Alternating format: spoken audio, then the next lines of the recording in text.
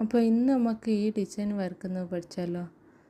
അതിനായിട്ട് ആദ്യം നമ്മൾ ഒരു സ്പൈറൽ വരച്ചതിന് ശേഷം അതിന് മുകളിലൂടെ പെറ്റൽസ് വരച്ച് ആ പെറ്റൽസിൻ്റെ ബോർഡറിൻ്റെ താഴെ കൂടി ഷെയ്ഡ് ചെയ്ത് കൊടുക്കുക ഉള്ളിലേക്ക്.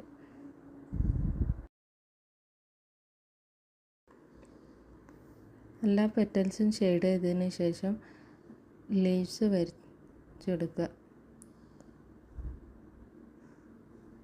ഒരു 4-5 ലീവ്സ് വരച്ചതിന് ശേഷം ആ ലീവ്സ് എല്ലാം ഫില്ല് ചെയ്യുക.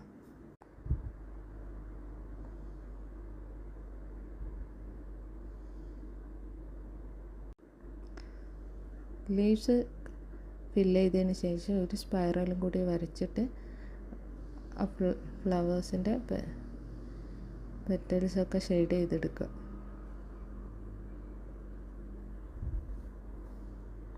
ദെൻ നെക്സ്റ്റ് അതിൻ്റെ മിഡിലേക്ക് ഒരു സ്പൈറലും കൂടി വരച്ച് പെറ്റൽസ് എല്ലാം വരച്ച് ഷെയ്ഡ് ചെയ്ത് എടുക്കുക.